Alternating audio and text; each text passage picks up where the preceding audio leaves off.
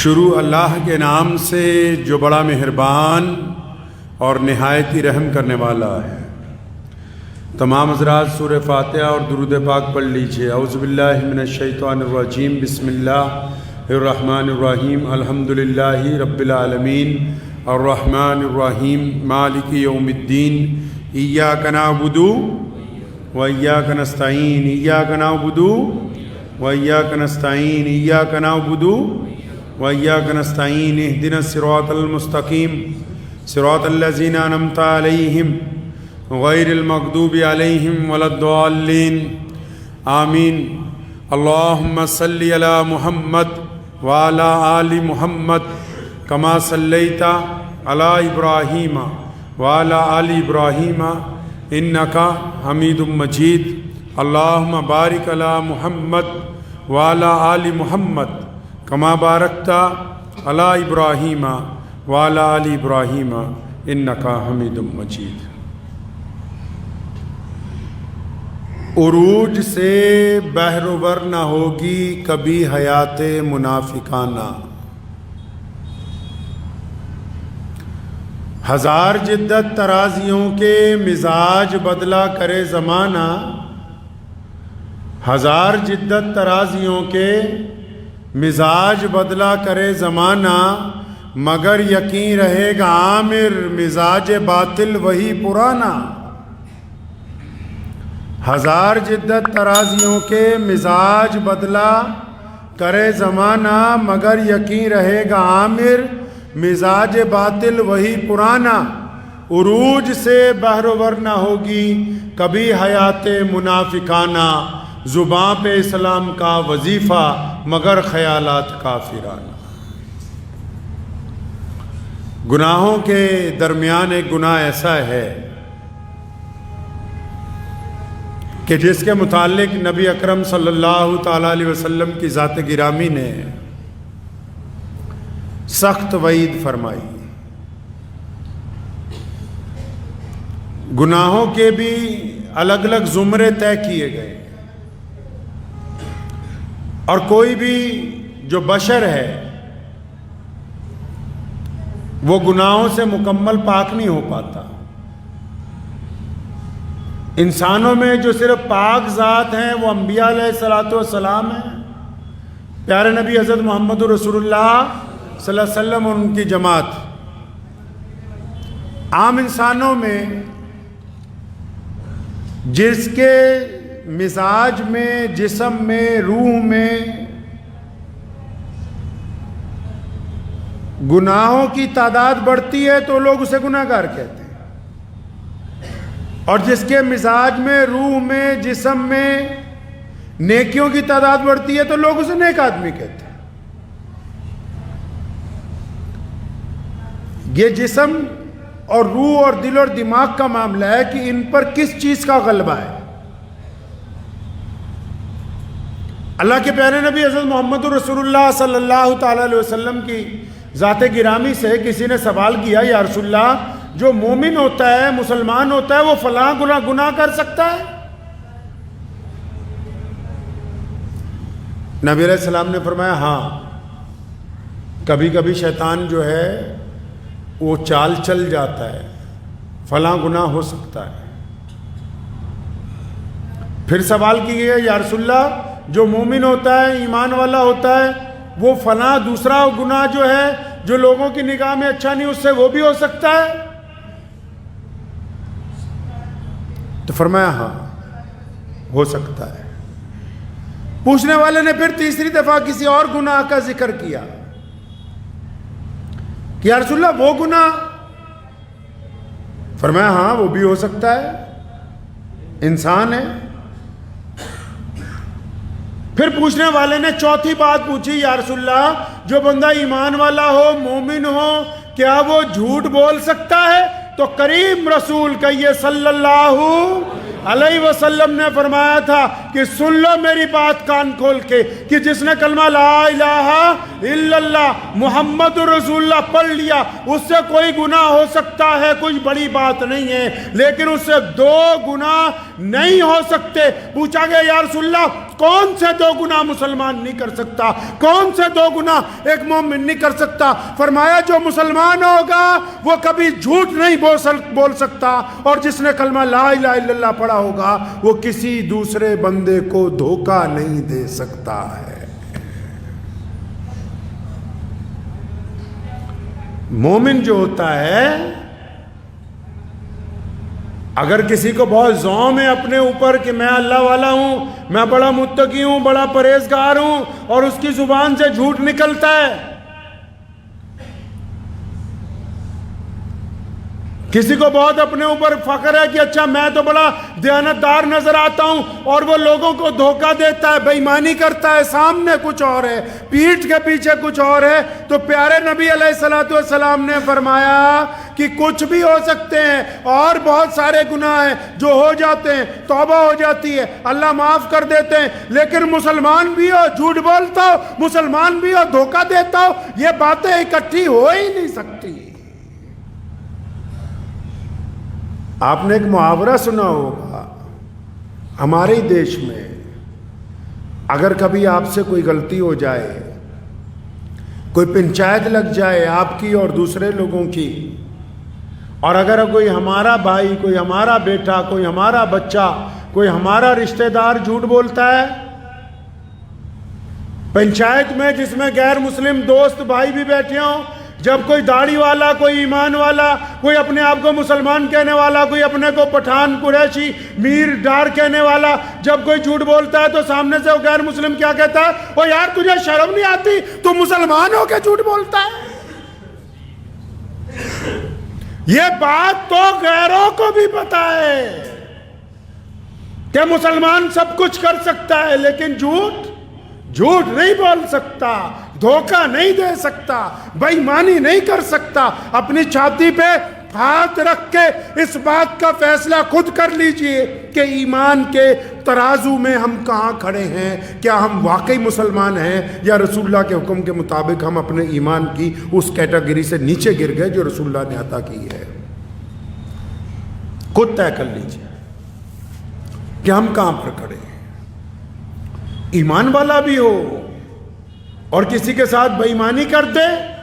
پیارے نبی صلی اللہ علیہ وسلم کے دور میں جب ابھی نبی علیہ السلام نے اعلان کیا تھا نبوت کا اور بہت سارے لوگ ایمان نہیں لائے تھے، حضرت ابو سفیان بعد میں مسلمان ہوئے رضی اللہ تعالیٰ، مکے کے گورنر ہیں، سفر پر گئے کاروبار کے لیے، بادشاہ نے بلا لیا، نجاشی نے بادشاہ نے بلایا۔ بادشاہ پوچھنا چاہتا تھا کہ اچھا یہ اس شہر سے آئے ہیں جس شہر میں ایک نبی کا ظہور ہوا ہے، جہاں سے یہ بات دنیا کے سامنے آ رہی کہ آؤ ایک خدا کی عبادت کریں، جہاں سے دنیا کو یہ بتایا جا رہا کہ آؤ رسول اللہ کی بات مان لو، جہاں سے دنیا کو یہ پیغام دیا جا رہا کہ اب گورا کالا امیر غریب سب ایک برابر ہو گئے۔ پوری دنیا میں اس وقت کھلبلی مچی ہوئی تھی کہ ایسے نبی آ گئے جو اب تو لوگوں میں برابری کی بات کرتے ہیں، جو بیٹی کو عزت دینے کی بات کرتے ہیں، جو ایک خدا کی طرف بلاتے ہیں۔ تو اس بادشاہ نے حضرت ابو سفیان جو کاروبار کے لیے وہاں گئے تھے ان کو بلوایا کہ وہ مکے کے جو سردار آئے ہوئے ہیں بلاؤ۔ جب بلایا تو اس نے پوچھا کہ مکے سے آئے ہو؟ جی ہاں مکے سے آئے ہو۔ کہتا ان کو جانتے ہو جن کا نام محمد ہے؟ کہ یہ صلی اللہ علیہ وسلم۔ تو انہوں نے کہا ہاں جی ہمارے تو رشتہ دار ہیں۔ تو اچھا تمہارے رشتہ دار بھی ہیں؟ کہ ہاں جی میرے رشتہ دار بھی ہیں، میں تو اچھی طرح جانتا ہوں اور ان کا مخالف بھی ہوں۔ سنو، آج سے 1500 سال پہلے جب ایک غیر مسلم بادشاہ کے سامنے ایک ایسا شخص کھڑا ہے جو ابھی ایمان نہیں لایا اور رسول اللہ صلی اللہ علیہ وسلم کی مخالفت کرتا ہے، جب بادشاہ نے پوچھا، کہنے لگا اچھا تو بہت ساری باتیں بتاتا ہے کہ انہوں نے یہ کہہ دیا، انہوں نے وہ کہہ دیا، انہوں نے تمہارے خداؤں کے متعلق یا تمہارے دین کے متعلق اس کو کہا کہ اس کو چھوڑ کے نئے دین کے اوپر آ جاؤ، کہ اللہ یہ ساری باتیں تو میں تمہاری مانوں یا نہ مانوں، تو مجھے اتنی بات بتا کہ جس نبی کی تو بات کرتا ہے کیا وہ محمد الرسول اللہ نے کبھی جھوٹ بولا ہے کہ نہیں بولا؟ سنو مسلمانوں، حضرت ابو سفیان رضی اللہ تعالیٰ عنہ کا ایمان قبول کرنے سے پہلے کا فکرہ فرماتے کہ میں نے اپنے دل کو پوچھا، اپنے آپ کو پوچھا کہ ابو سفیان،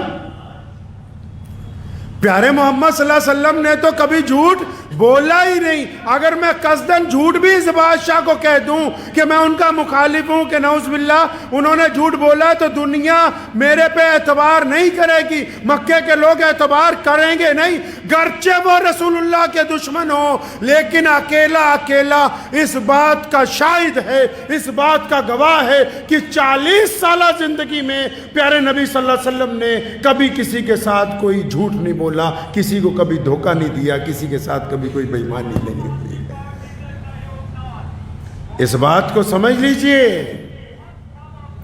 کہ نبی علیہ السلام کے پاس ایک شخص آیا کہ میں مسلمان تو ہو جاؤں گا لیکن 3 گناہ بڑے کرتا ہوں۔ کون کون سے گناہ کرتے ہو بھائی؟ کہنے لگا جی میں شراب پیتا ہوں، پتہ لگا اس دین میں آئیں گے شراب چھوڑنی پڑے گی۔ میں زنا کرتا ہوں، پتہ لگا اس دین میں آئیں گے زنا چھوڑنا پڑے گا۔ میں جھوٹ بولتا ہوں، پتہ لگا اس دین میں آؤں گا تو گناہ چھوڑنا پڑے گا۔ میں چوری کرتا ہوں، پتہ لگا اس دین میں آؤں گا تو چوری کرنی چھوڑنی پڑے گی۔ اب میں ایک وقت میں تو 4 گناہ نہیں نہ چھوڑ سکتا، میں ایک وقت میں تو ساری برائیوں کو نہیں چھوڑ سکتا۔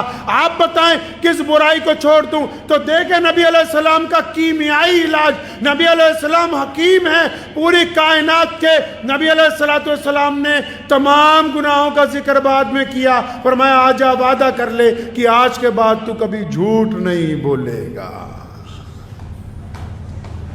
وعدہ کرو کہ جھوٹ نہیں بولو گے۔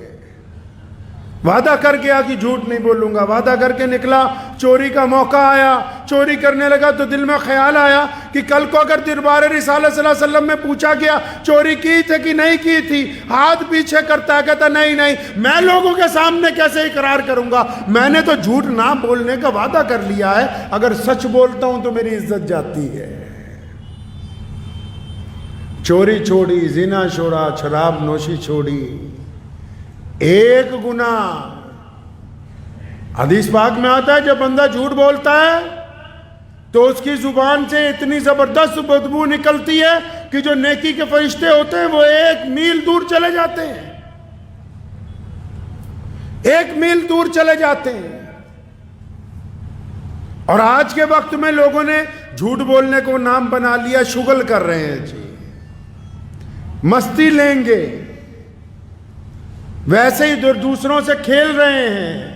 یہ جھوٹ کے نئے نام رکھے ہم نے معاشرے کے اندر، اور یہ جو جھوٹ بولنے والی مشین ہم کو مل گئی جس کا نام موبائل ہے، تو قصداً لوگ جھوٹ بول رہے ہیں۔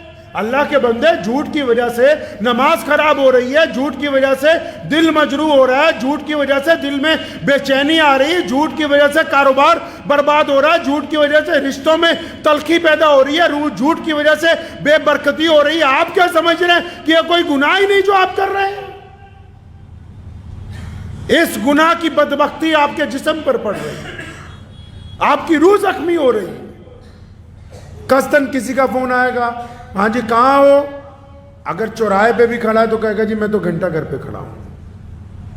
قصداً جس جھوٹ کی ضرورت بھی نہیں۔ ماں باپ پوچھ لیں ہاں بیٹا راستے میں آ رہے ہو، کہاں پہنچے؟ اگر دہلی سے آ رہا ہے، لدھیانہ پہنچنے والا ہے تو کہے گا نہیں جی میں تو ابھی امبالہ ہی ہوں۔ جس جھوٹ کی ضرورت ہی نہیں ہم وہ بھی بول رہے ہیں۔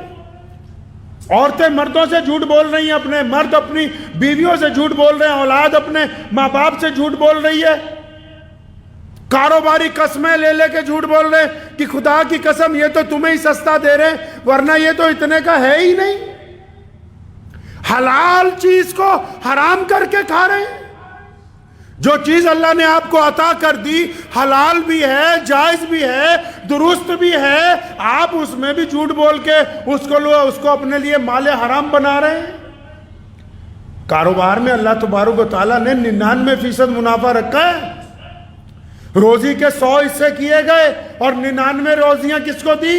جو لوگ کاروبار کرتے ہیں۔ 1% دی نوکری والوں کو، 1% دی جو دوسروں کی ملازمت کرتے ہیں، اور جن کو 99% اللہ نے برکتیں دی ہوں، جب برکت ان کے پاس پہنچ جائیں، مال ان کا، محنت ان کی، کام ان کا، پھر بھی گاہک کو دیتے ہوئے خدا کا نام لے کر جھوٹ بولتے ہیں، تو اس کے حلال کو حرام میں تبدیل کرتے ہیں۔ ان سے بڑا بیوقوف اور کون ہو سکتا ہے بھائی؟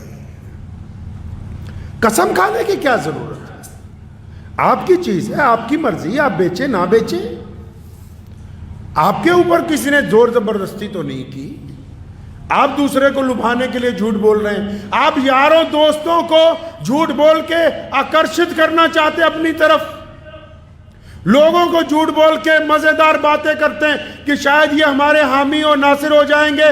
اللہ کے بندے، جب جان نکلتی ہے، یہ جتنے رشتہ دار ہیں، یہ جس اولاد کے لیے تو ٹھگیاں مارتا پھرتا ہے، یہ جن یاروں کے ساتھ بیٹھ کے 2 بجے تک رات کو محفلیں کرتا ہے، ادھر جان نکلتی ہے، یہ بھی نہیں پوچھتے کہ عبد الرحمن کا جنازہ کب اٹھے گا، یہ پوچھتے ہیں میت کتنے بجے اٹھانی ہے، ہمیں مس کال مار دینا، ہم بھی پہنچ جائیں گے تاکہ جلدی فارغ ہو جائے۔ جن کے لیے سارا دن جھوٹ بولتا ہے نا، جس مال کو کمانے کے لیے سارا دن بے ایمانیاں کرتا ہے، قبرستان میں ان کا واٹس ایپ بند نہیں ہوتا، وہاں جا کے بھی ان کو یہ پڑی ہوتی ہے کہ پہلے جلدی واپس کیسے پہنچ جائیں، کس خام خیالی میں پڑ گیا، ایک ایسے گناہ کا مرتکب ہو رہا ہے بندہ۔ ماں پوچھتی ہے کہ کیا بیٹا کمایا؟ جھوٹ بولتا ہے کہ اگر پوری بات بتا دوں گا تو شاید بیچ میں سے پیسے نہ مانگ لے۔ بیوی پوچھتی ہے، اس سے ہیرا پھیری کرتا ہے، یاروں کے ساتھ آنکھ بچا بچا کے بے ایمانیاں کرتا ہے، ٹھگیاں مارتا ہے۔ اچھا پھر سمجھتا ہے میں تو بڑا کامیاب ہو گیا ہوں۔ اللہ کے بندے، کون کامیاب ہو گیا؟ کامیاب تو صرف وہ ہو سکتا تھا جس کو موت آ ہی نہیں سکتی۔ پنجابی کا ایک بہت شعر ہے نا، بہت مشہور، کہ دشمن مرے تے خوشی نہ کریے، دشمن مرے تے خوشی نہ کریے، سجنا بھی مر جانا۔ کہتا تو ایسی بات پہ خوش ہو رہا ہے جو تیرے ساتھ ہونے والی ہی نہیں، جیسے یہ جس بات پر تو خوش ہو رہا ہے یہ تیرے ساتھ بھی یہ واقعہ پیش آنے والا ہے، یہ حادثہ تمہارے گھر میں بھی ہونے والا ہے کہ تم تو خوش ہو رہے ہو، اچھا میرا دشمن مر گیا، اس کا جنازہ اٹھ گیا۔ ارے یہ کوئی جنازہ ایسی چیز ہے جو صرف دوسروں کے گھر میں اٹھتا ہے کہ تمہارے گھر سے کبھی کوئی جنازہ ہی نہیں اٹھا ہے؟ 24 گھنٹے پھر بندہ اس حد تک پیچھے آ گئے ہیں، معاشرے میں جتنے لوگ ہیں چاہے وہ کسی بھی مذہب سے تعلق رکھتے ہوں، ہم اس حد تک نیچے آ گئے کہ اپنے آپ سے ہی جھوٹ بولتے ہیں، جھوٹی تسلیاں دیتے ہیں اپنے آپ کو، کسی کے ساتھ بے ایمانی کر کے، کسی کے ساتھ ٹھگی کر کے اپنے دل کو تسلی کر دیتا ہے کہ نہیں نہیں اس کو پتہ نہیں لگے گا، اس کے ذہن میں یہ بات نہیں آئے گی جو رگڑا تو نے لگا دیا ہے۔ اگر اس کو پتہ نہ بھی لگے تو جس نے حساب لینا ہے اس کے رجسٹر میں تو بات چڑھ رہی ہے، جس رب کو پتہ لگنا چاہیے اس کو تو پتہ لگ رہا ہے، جہاں پتہ لگنے کی بات ہے ان کو تو سب پتہ ہے۔ اور جھوٹ اور دھوکہ کیسی دیکھو کمال کی چیز ہے۔ آپ کسی کے ساتھ نیکی کیجئے، کسی کے ساتھ نیکی کیجئے، آپ نیکی کی ایک صفت ہے، جب بندہ کسی کے ساتھ نیکی کرتا ہے نیکی چلنے لگ پڑتی ہے، اس کو پیر لگ جاتے ہیں۔ مثال دے کے سمجھا رہا ہوں، آپ کہیں کوئی پوچھنے آ رہے بھی سچی مچی نیکی کے پیر کہاں ہیں؟ اگر جب کوئی بندہ کسی کے ساتھ نیکی کرتا ہے تو نیکی چلنے لگ پڑتی ہے، نیکی چلتی چلتی واپس اس تک آتی ہے، اضافے کے ساتھ اس کی اولاد تک پہنچتی ہے، اضافے کے ساتھ اس کے گھر تک پہنچتی ہے، اضافے کے ساتھ اللہ نے آپ کو عزت دی ہے، آپ عزت بانٹیے، واپس آپ کے دروازے پر زیادہ بڑھ کے آئے گی۔ اللہ نے آپ کو پیسے دیے، آپ پیسے بانٹیے، یہ واپس 4 گنا 10 گنا ہو کے قرآن نے کہا ہے یہ آپ تک واپس آئیں گے۔ آپ کسی بیمار کی مدد کرتے ہیں، آپ اس کو دوائی دلوائیے، جو بیماریاں آپ کے پاس ہیں وہ واپس جانے کے لیے مجبور ہو جائیں گی۔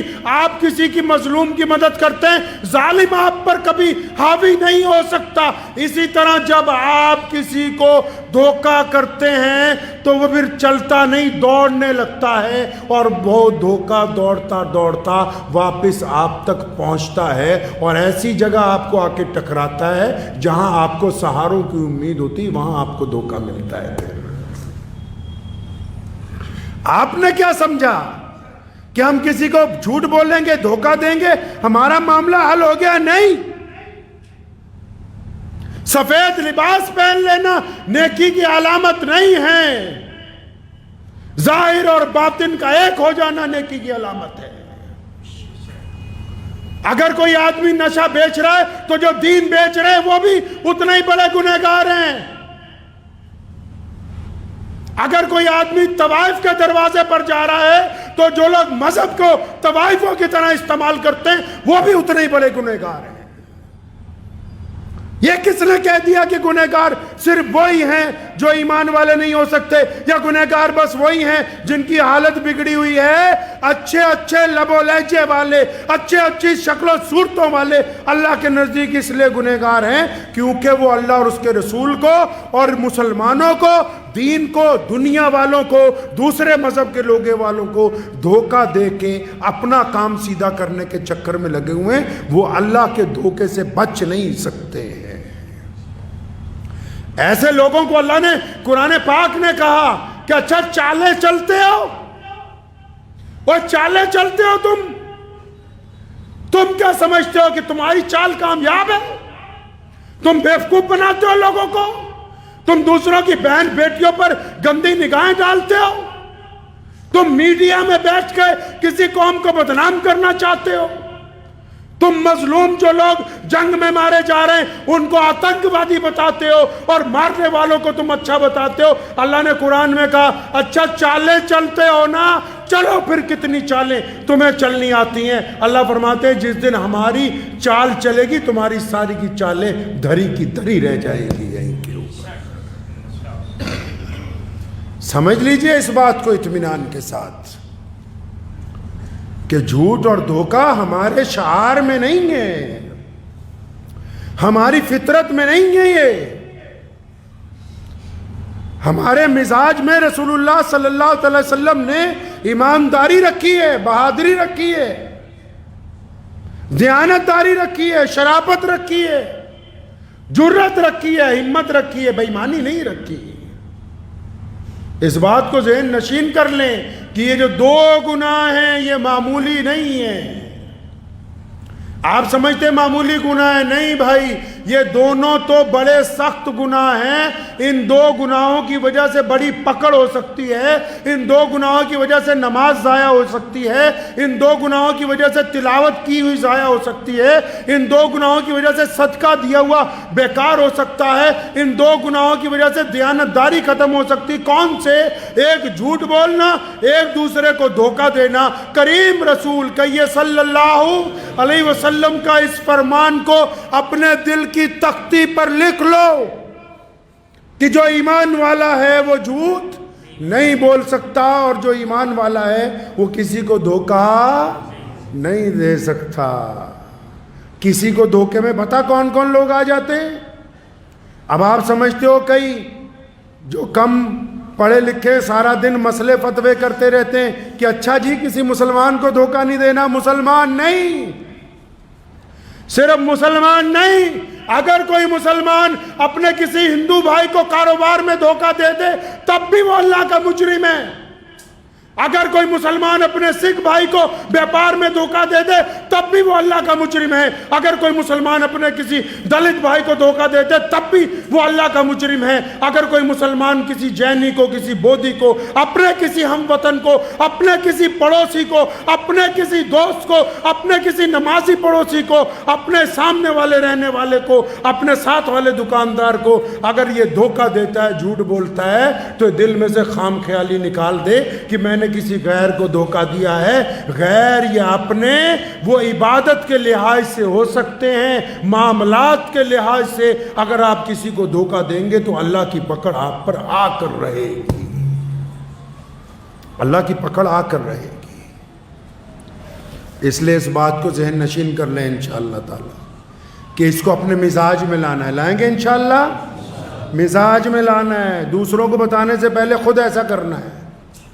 اگر کسی کو دھوکہ دیا ہے اٹھائیے فون، معافی مانگیے، کسی کی جگہ دبا کے رکھی ہے چابیاں لوٹا دیجئے، کسی کے پیسے دبا کے رکھے ہیں واپس کر دیجئے، کسی کے ساتھ زیادتی کر کے رکھی ہے 2 لفظ بول دیجئے۔ اور اگر آپ گناہ کی ہٹ دھرمی پر اڑے ہوئے ہیں، آپ بے ایمانی پر اڑے ہوئے ہیں، آپ زیادتی پر اڑے ہوئے ہیں، آپ یہ سمجھتے ہیں کہ میں اپنی زیادتی کے ذریعے، اپنی طاقتوں کے ذریعے، دنیاوی لوگوں کے سہارے کے ذریعے میں جھوٹ کا بازار گرم رکھوں گا، تو پھر اللہ کی پکڑ جب آتی ہے تو پھر کوئی بھی دنیاوی طاقت ہمارا ساتھ نہیں دے سکتی ہے۔ اور اللہ تبارک و تعالیٰ کے سامنے تو ہم سب نے آخر پیش ہونا ہی ہے۔ دعا کیجئے اللہ تعالیٰ مجھے بھی اور آپ سب کو بھی جھوٹ سے اور دھوکے سے ہمیشہ اپنی پناہ میں رکھے۔ وآخر دعوانا ان الحمدللہ رب العالمین۔